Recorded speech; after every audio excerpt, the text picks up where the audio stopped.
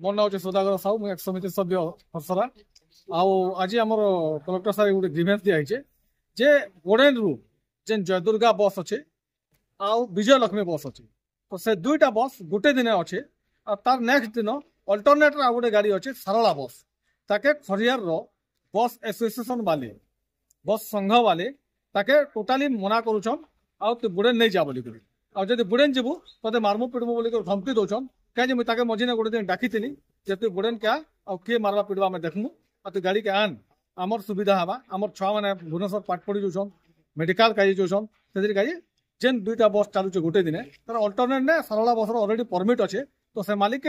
ଡରେ ଧମକେ ଦେଲା ପରେ ସେ ମାଲିକ ଡରି ମରୁଛେ ସେ ବସ୍ କେ ନେଇ ଆନବାର ସେଥିକାଜି ଆଜି କଲେକ୍ଟର ଗ୍ରିଭେନ୍ସ ଦେଇଛୁ ଆଉ ଏଇଟାର ଆଗରୁ ବି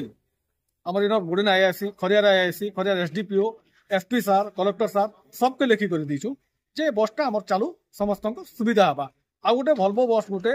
गवर्नमेंट बस जेनटा खरियार वाल्टियर जोची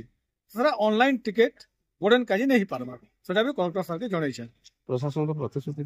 ना प्रशासन कलेक्टर सार निजे कहिछन कि मुई आर